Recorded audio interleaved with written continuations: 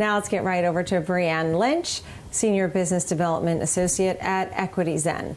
It's nice to see you, Brianne. Thanks for being with us. I know you're watching the IPO market and the activity that we've been seeing, and I know some big names may be coming up, right? Like Airbnb. That's something that we've obviously been watching. Palantir. Tell me about some of the names that are on your radar and where you see the strength. Where's the optimism?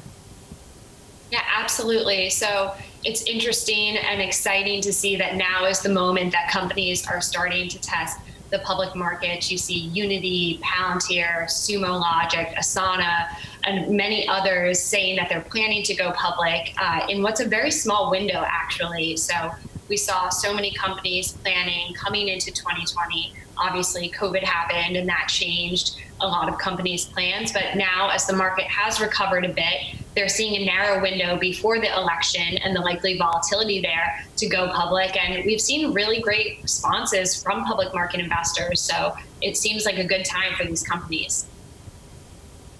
So it seems like a good time for the companies, and there seems to be a little bit of a race between now and the end of the year because we had the pause during COVID. At the same time, SPACs have become very popular, special purpose acquisition companies, in order to bring companies public, such as DraftKings and Virgin Galactic. Nicole would also go into that SPAC route. What are your thoughts on companies coming public in the SPAC route versus the traditional IPO that we know? Sure, and we've seen that those companies who have chosen that route have had excellent outcomes, a spectacular year, as we like to say. And for companies that are thinking about going public and what that might mean, there's a few things to think about. A SPAC allows them to do this a lot quicker. The capital is already raised, they've already filed with the SEC, so they don't need to go through that whole process, and they can probably go public in a matter of months versus 6 months, 9 months, a year for a typical IPO process. And also, they have a lot more price certainty when they go public via a SPAC.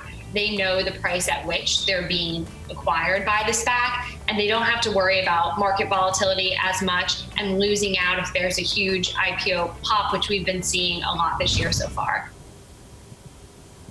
So tell me specifically about some of the names that you're watching closely, since this is definitely on your radar and your specialty these days, looking at some of these companies that we may be a little less familiar with, but these are some big names, right? Yeah, absolutely. So at EquityZen, we are a platform that allows investors to invest in companies before they go public. So we've been watching a lot of these companies for a long time, and we've been eager to see their public market debuts. And I think certain companies that are poised to do well in this space include companies in the gaming space. You can look at Unity, companies in the remote working space and some of the tools there. And I think there's a great opportunity given the environment that we're all living and working in for these companies to get great outcomes in the public markets. Right. You talked about Unity. You talked about some of the other spaces. EV, I saw that. Fisker, right? The electric car maker. That's another name that's been on your radar as well, right? Yeah, we're certainly watching that space. And our goal is always to provide as many interesting investment opportunities to our clients focused on this late stage space. And given that there's almost 500 private unicorns now, there's a lot of names to be considering. It's amazing because now I guess there really is this rush and excitement to just get some of these companies out to market. Brianne Lynch, great conversation. Thank you so much. Nice to see you. Brianne Lynch, Senior Business Development Associate at EquityZen.